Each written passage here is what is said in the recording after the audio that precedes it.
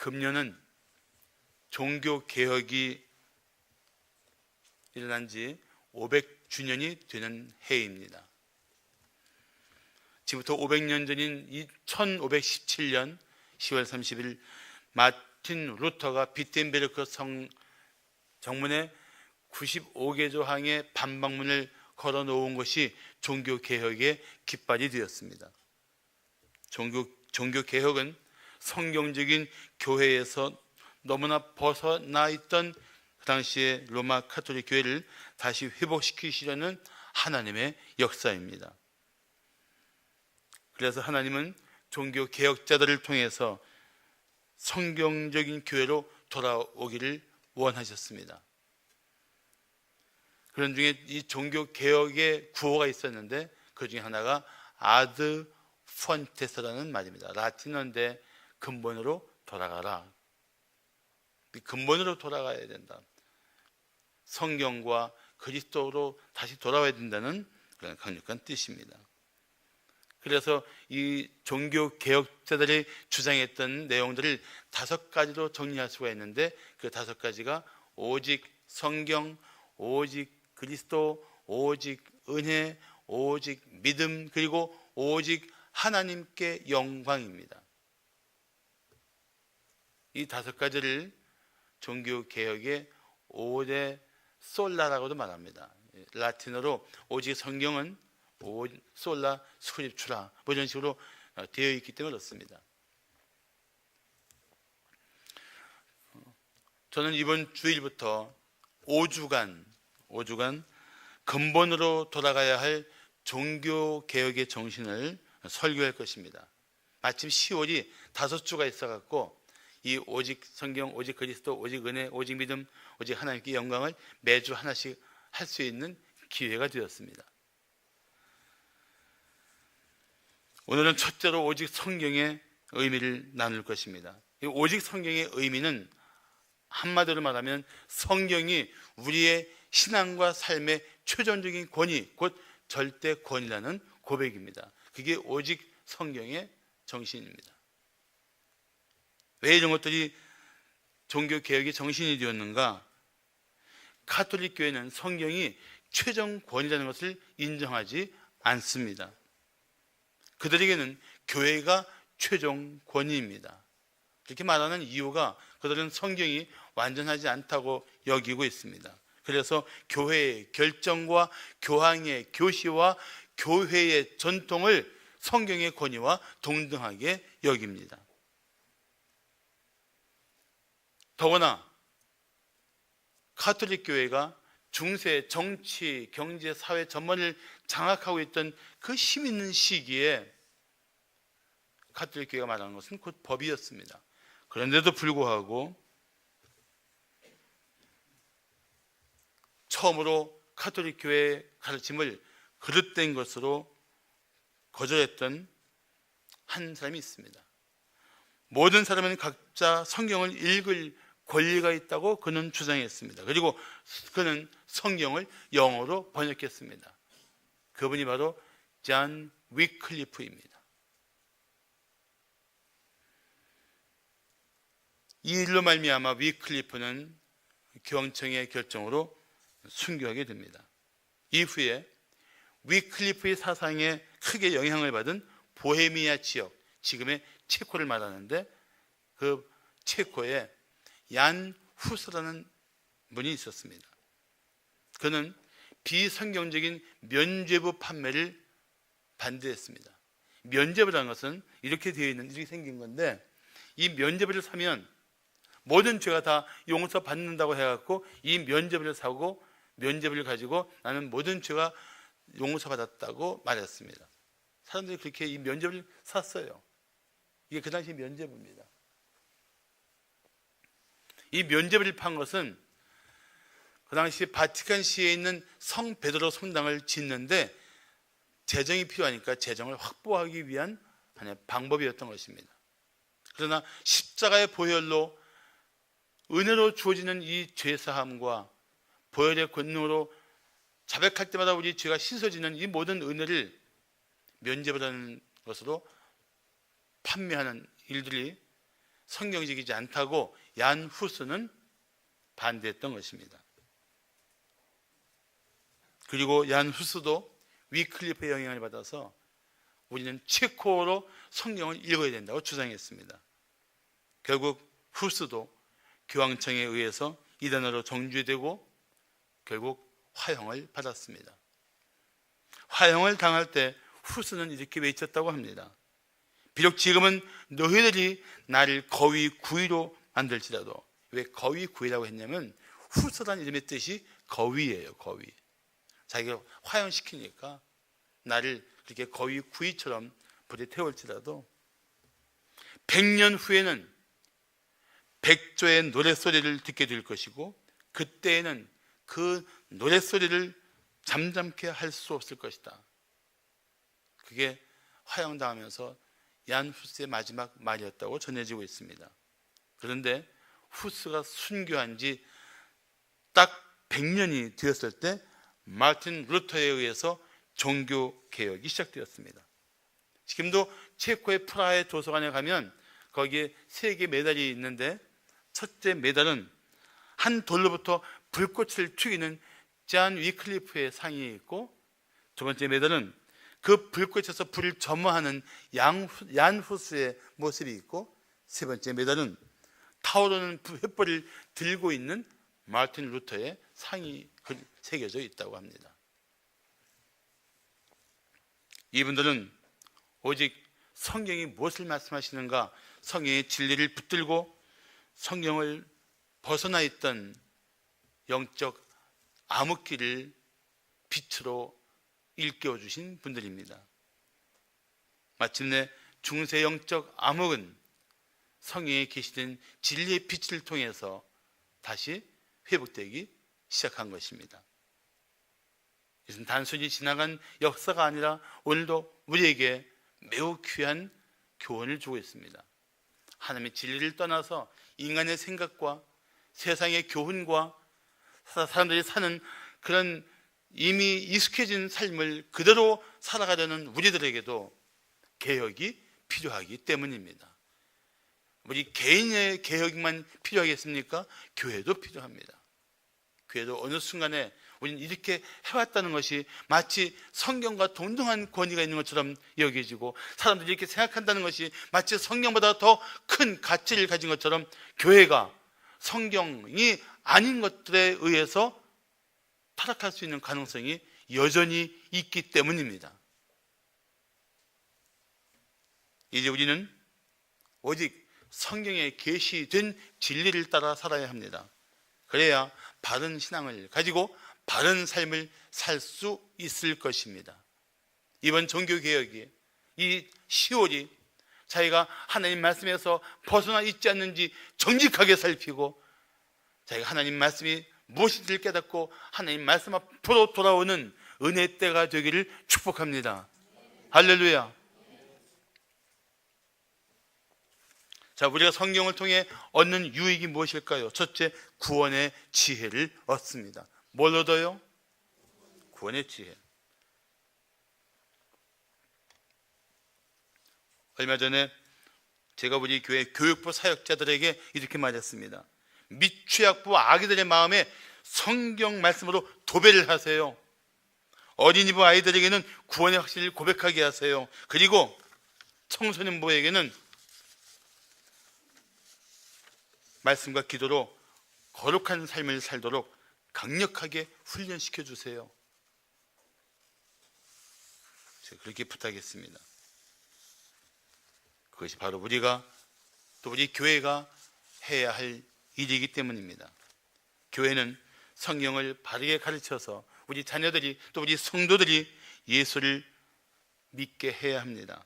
오늘 본문 15절을 말씀하기를 또 어려서부터 성경을 알았나니 성경은 능히 너로 하여금 그리스도 예수 안에 있는 믿음으로 말미암아 구원에 이르는 지혜가 있게 한다고 말씀하고 있습니다.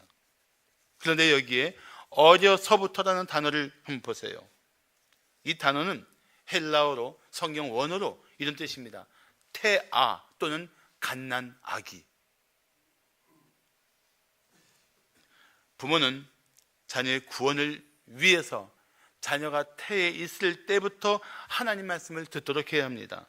아무리 어려도 가슴에 안겨있는 자신의 자녀에게 하나님 말씀을 들려주어야 합니다. 그런데 우리는 자녀를 위한 신앙교육을 너무 늦게 시작합니다. 그나마도 건성합니다. 사랑하는 성도 여러분, 자녀의 신앙교육에 우선권을 두십시오. 학교 교육도 중요합니다. 그러나 성경 교육을 더 힘써야 합니다. 전에 어느 성도가 제게 이런 부탁을 한 적이 있습니다. 목사님, 제 자녀에게 성경 교육을 시켜줄 과외 선생님으로 신학생들을 좀 추천해 주세요. 제가 얼마나 감동을 받았는지 모릅니다. 미국의 하버드, 스탠포드와 함께 아주 유명한 예일 대학교의 총장을 지냈던 펠프 박사는 이런 말을 했습니다. 나는 대학 교육이 얼마나 중요한지를 알고 있다. 그렇지만 성경 교육이 없는 대학 교육보다 대학 교육이 없는 성경 교육이 인간을 더 고귀하게 만든다고 확신한다.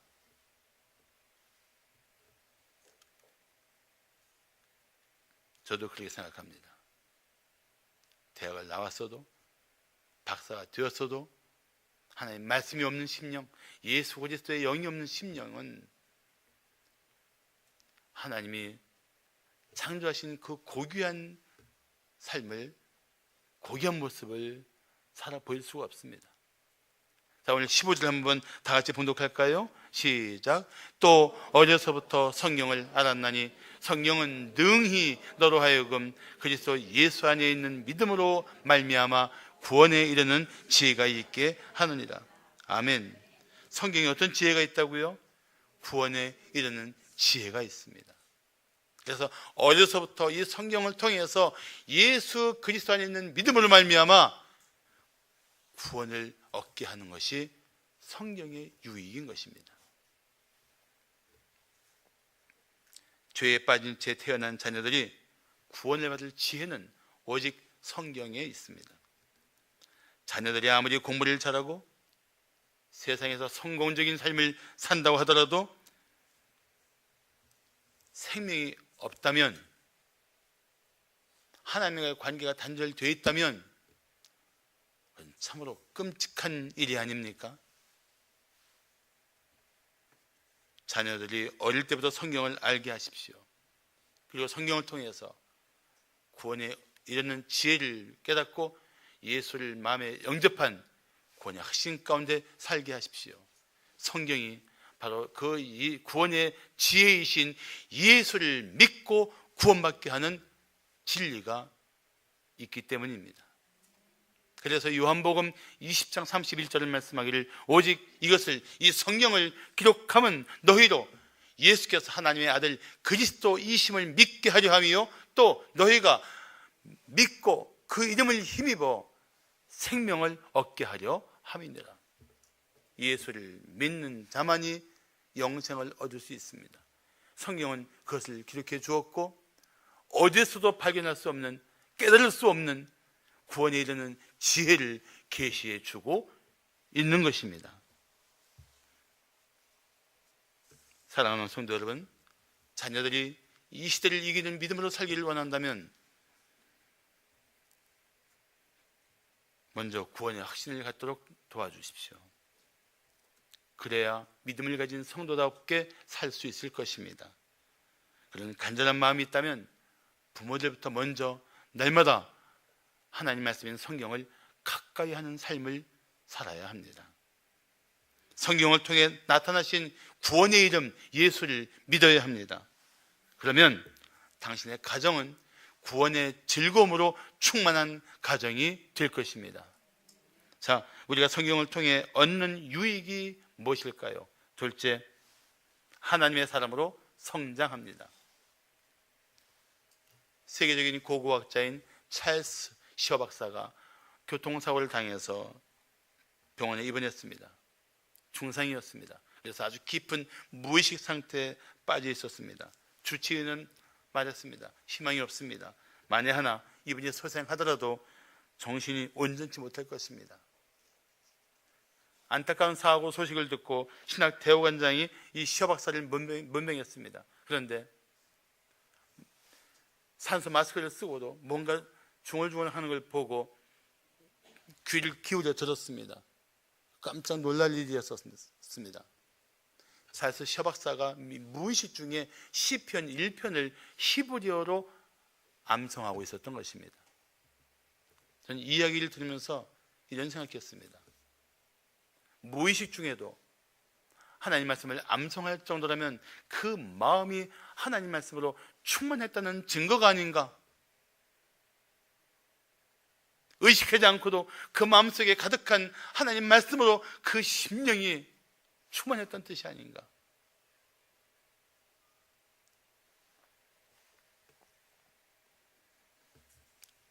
참 도전이 되는 이야기입니다. 당신의 마음이 하나님 말씀으로 충만하다면, 당신의 생각이 하나님의 진리로 충만하다면 당신은 하나님의 사람답게 살게 될 것입니다. 오늘 본문 16절을 말씀하기를 모든 성경은 우리가 가지고 있는 이 성경, 창세기부터 요한계시록까지 66권을 말합니다. 모든 성경을. 또 숫자도 외우기 쉽게 되어 있죠. 구약 39권, 신약 27권. 그래서 어떻게 외웁니까? 39, 27, 합이 66. 이 모든 성경은 하나님의 감동으로 된 것으로 됐어요. 자, 여기에 하나님의 감동을 할 때 감자 앞에 작은 숫자 1번 있을 겁니다. 한번 성경 보세요. 여러분 성경 보세요. 여기는 안 띄워줄 거예요. 이것만 띄워줄 거예요. 성경 보세요. 거기 보시면 감동 앞에 일자가 있죠. 그럼 맨 밑에 페이지 보세요. 맨 밑에 페이지 맨 밑에 보시면 1번 해놓고 또는 뭐라고 됐습니까? 영감. 설교 못하는 목사와 남편 없는 할머니를 뭐라고 말합니까? 공통점. 영감이 없다. 영감. 자, 여기를 모든 성경은 하나님의 감동으로 된 것으로 여기를 바꿔 말하면 이렇게 말할 수 있어요. 모든 성경은 하나님의 영감으로 된 것으로. 이 영감으로 되었다는 게 무엇인가? 이 책을 기록한 저자들이 성령에 의해서 영감을 받아서 성령의 도우심 가운데 전혀 오류가 없이 기록하도록 하나님이 일하셨다는 겁니다. 그 모든 성경은 하나님의 영감되어진 말씀으로서 전혀 오류가 없이 영감되고 기록된 말씀으로서 어떤 것이 있습니까? 4가지가 있어요. 교훈과 책망과 바르게 함과 의로 교육하기에 유익하다고 말씀하고 있습니다. 우리는 성경을 통해서 하나님의 교훈을 받아야 돼요. 어떻게 살아야 할지, 어떤 일들을 피해야 할지, 그 일 벗어났을 때 우리는 책망을 달게 받아야 합니다. 그리고 책망을 받고 돌이키는 순간 그게 우리는 바르게 회복하게 되는 것입니다. 그러면서 우리는 점점 말씀 속에서 훈련을 받고 의로운 교육을 받는 것입니다. 그렇게 하시기 위한 하나님의 뜻이 무엇입니까? 17절을 보십시오. 17절이 대답을 들려주고 있습니다. 이는 하나님의 사람으로 온전하게 하며. 그렇습니다. 우리가 성경을 통해서 교훈받고 잘못되면 책망을 듣고 그래서 돌이켜 바르게 하면서 의도 훈련을 받으면서 우리는 점점 하나님의 사람답게 변하는 것입니다. 여기서 온전하게 된다는 얘기를 더 정확하게 표현한다면 하나님의 사람으로서 성숙해 간다고 말할 수 있습니다. 성숙해 가는데 이 온전한 성숙은 누구를 닮아가는 겁니까? 예수님을 닮아가는 거예요. 하나님이 성경을 통해서 우리에게 교훈하시고 책망하시고 바르게 하시고 의로 교육하시는 이유가 뭡니까? 하나님 사람답게 성숙하게 하시려는 것입니다.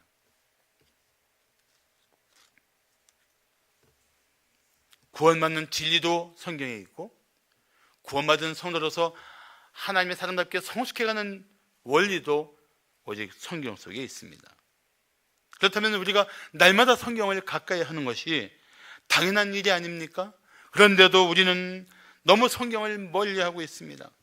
하나님 말씀보다도 세상의 소리를 더 귀 기울여 듣고 있습니다. 하나님의 진리보다 쓸데없는 이야기에 더 우리는 관심을 보이고 있습니다. 우리가 영적으로 성숙하지 못하는 이유가 하나님 말씀을 멀리하기 때문입니다. 여전히 하나님 말씀을 떠나 살면서 영적으로 성숙할 수 있기를 기대하는 것은 난센스입니다.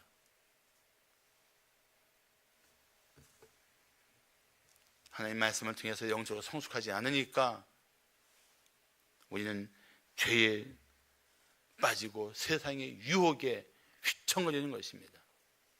하나님이 내게 무엇을 말씀하시는 것에 대한 관심보다도 내 기분이 상하면, 내가 아니라고 생각하면, 사람들이 그렇게 부추기면 하나님의 말씀이 무시되는 삶을 우리가 살고 있는 거예요. 우리도 세상 사람처럼 하나님의 말씀이 삶의 또 신앙의 절대 권위를 인정하지 않은 채 살 수 있다는 위험성을 우리는 알아야 합니다. 그래서 오늘 첫째 날 이 오직 성경을 배우면서 다시 내 마음과 생각이 성경의 권위 아래 들어와야 합니다. 성경이 말씀하시는 대로 살기를 결단해야 하는 것입니다. 말씀 속에 뿌리 내지 못한 신앙은 매우 허약합니다. 한번 생각해 보십시오. 세상에 얼마나 강력한 유혹이 많습니까? 세상에 얼마나 끔찍한 죄악이 많습니까? 말씀에 깊이 뿌리 내리지 못하고 이런 유혹과 죄의 권세를 우리가 당당히 물리칠 수 있을까요? 만만치 않을 것입니다. 그런데도 불구하고 우리는 하나님 말씀을 지킨 채 하나님 말씀보다 자신의 생각대로 살려고 합니다. 하나님이 기뻐하시는 것보다 자신이 기뻐하는 삶을 찾아서 헤매고 있습니다. 사랑하는 성도 여러분, 하나님은 성경을 통해서 오늘을 사는 우리들에게 교훈하고 있습니다. 그 진리를 받으셔야 돼요. 책망하시면 즉각 돌이켜야 합니다. 그리고 바르게 회복한 후에 하나님의 의로 무장한 그리스도인답게 살기를 힘써야 합니다. 그러면 우리는 하나님의 사람답게 성숙해질 것입니다. 자, 마지막으로 우리가 성경을 통해 얻는 유익이 무엇일까요? 셋째, 선행의 능력을 갖춥니다. 목사가 침례받을 성도에게 물었습니다. 성경은 몇 가지로 구분되어 있습니까? 성도가 살짝 성경을 떠들어보고 자신 있게 대답합니다. 예, 3가지입니다. 목사님이 깜짝 놀랐어요. 아니, 왜 3가지입니까? 구약, 신약, 찬송가입니다. 합본이 이렇게 되어 있잖아요. 이제. 옛날에 합본이 안 되어 있었어요. 성경 따로, 찬송가 따로 이렇게 2권씩 갖고 다녔어요. 그런데 제가 이 유머를 사용한 이유는 이걸 말하고 싶어서 그렇습니다. 성경을 아는 수준이 바로 신앙의 수준입니다. 성경을 아는 만큼 믿음이 강건해질 것이고, 성경을 아는 만큼 그 삶이 하나님을 갈망할 것이고, 성경을 아는 만큼 그리스도인다운 삶을 살게 될 것입니다. 다시 한번 16절을 보십시오. 모든 성경은 하나님의 감동으로 된 것으로 교훈과 책망과 바르게 함과 의로 교육하기에 유익하니라고 말씀합니다. 어떤 기대를 가지고 이 말씀을 통해서 우리에게 교훈하시고 책망하시고 바르게 돌이키시고 의로 교육하실까요? 17절 하반절은 이렇게 말씀합니다. 모든 선한 일을 행할 능력을 갖추게 하려 합니다. 선을 행할 수 있는 능력, 이 세상에 악을 분별하며 선을 바르게 선택하고 그 선을 따라 살아갈 수 있는 이 능력을 우리가 어디서 얻을 수 있다는 말씀입니까? 성경입니다. 우리 성경을 통해서 죄와 유혹을 구분할 수 있는 지혜를 얻을 뿐 아니라, 성경을 통해서 하나님의 뜻을 깨닫게 될 뿐만 아니라 성경을 통해서 선을 행할 능력을 소유하게 되는 것입니다.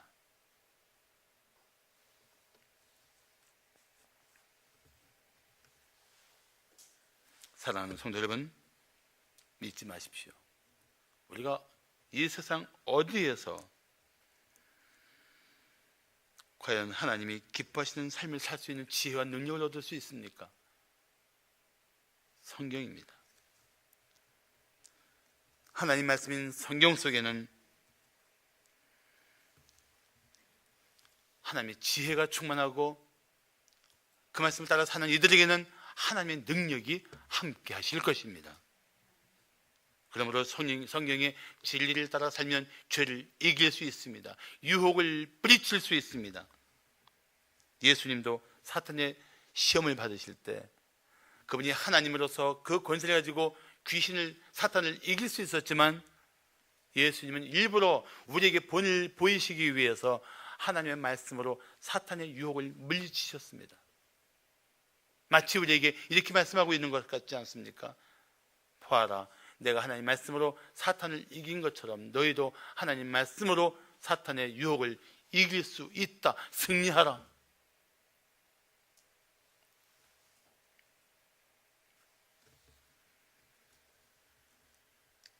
성도답게 사는 일에 성경보다도 확고한 진리가 없습니다. 그래서 시편 기자는 이렇게 간구했습니다.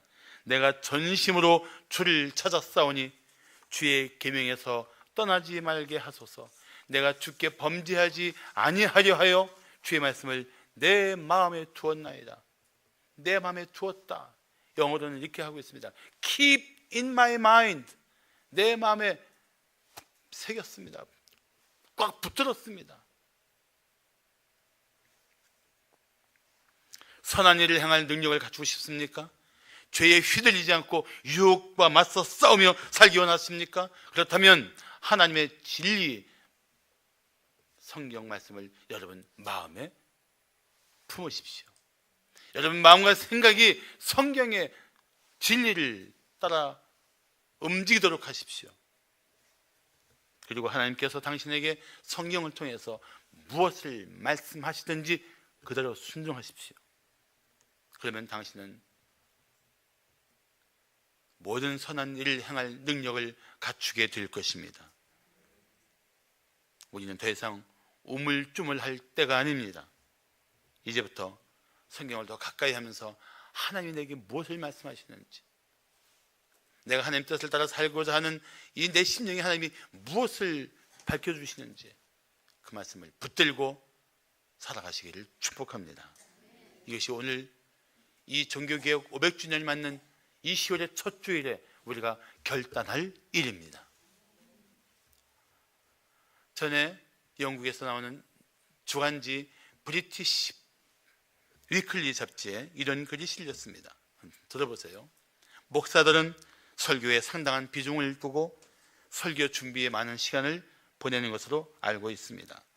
저는 지난 30년간 아주 규칙적으로 예배했고 적어도 3,000번 이상의 설교를 들었습니다. 그런데 놀라운 것은 그 설교들을 단 한 편도 기억할 수 없다는 것입니다. 그런 설교에 힘을 쏟는 만큼 목사님들이 시간을 달리 쓴다면 더 유익하지 않을까 하는 생각이 들어 글을 띄워 봅니다. 그런데 이 글 한 편이 사람들에게 적지 않은 영향을 주었어요. 그래서 설교에 대해서 논쟁이 벌어지기 시작했습니다. 그런데 그 다음 주에 한 사람이 보낸 편지글이 이 논쟁을 단번에 잠재웠습니다. 자, 그 글이 무엇인지를 읽어드리겠습니다. 나는 결혼한 지 30년이 되었습니다. 그동안 나는 32,850끼의 식사를 했습니다. 한 끼도 안 굶은 모양이에요. 내 아내가 요리한 것이 대부분입니다. 그런데 놀라운 사실은 그 많은 식사 가운데 한 끼의 식사도 제가 정확하게 기억하지 못한다는 것입니다. 하지만 매 끼 식사 때마다 내게 필요한 영양을 충분히 공급받았음을 나는 분명히 알고 있습니다. 그 많은 식사가 없었더라면 나는 오래전에 영양실조에 걸려 죽었을 것입니다. 이 한 편지가 영적 양식인 설교에 대한 논쟁을 잠잠케 했습니다. 재밌죠? 안타까운 것은 우리가 육신의 허기에는 민감하게 반응하면서 영적 허기를 느끼지 못하는 나는 사실입니다. 영적인 생명을 소유한 사람들이 영적인 허기짐, 영적인 이 갈급함에 대해서 무덤덤하다면 이걸 어떻게 이해할 수 있습니까?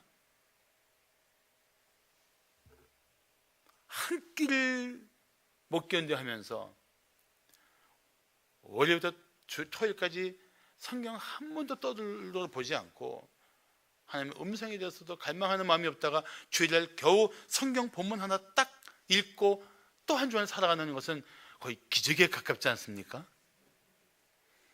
이러고도 생존이 가능하다는 사실이 참 특별한 은혜를 이미 누리고 있는 것 같지 않습니까? 기가 막힌 거예요. 사실은 웃을 때가 아닙니다. 속에서 열불이 나요. 우리 이렇게 쓰면 안 되는데.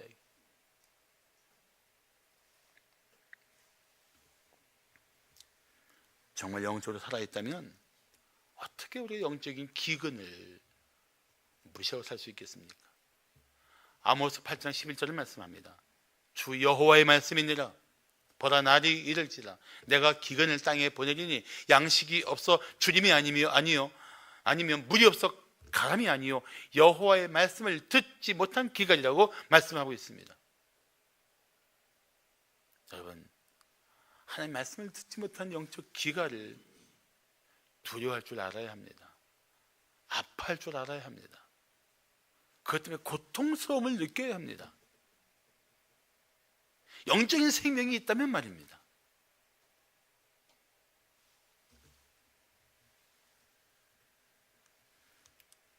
오늘날 살면서 우리들이 가장 크게 들어야 할 말씀이 무엇입니까?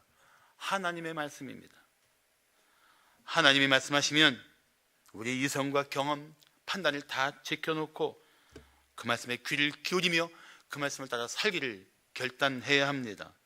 아브라함 링컨은 남북전쟁 때 이런저런 이야기들로 어수선하고 어떤 것이 가장 좋은 길인가 헤맬 때 이런 말을 했습니다. 무슨 일을 겪는 것보다 더 중요한 것은 지금 우리가 하나님의 뜻을 따라 살고 있는가 하는 것이다.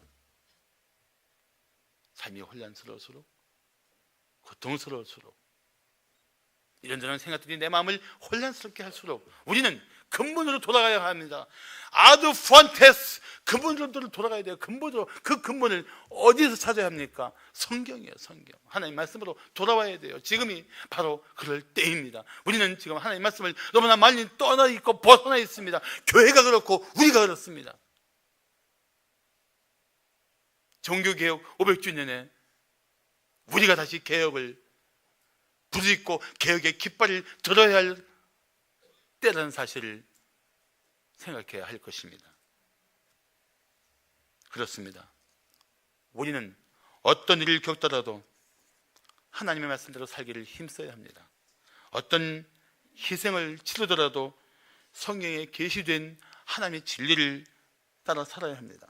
그때 세상은 우리를 통해 살아계신 하나님을 보게 될 것입니다. 그리고 우리를 통해 하나님께로 돌아오게 될 것입니다. 지금이 말씀으로 돌아올 때입니다. 기도하시겠습니다.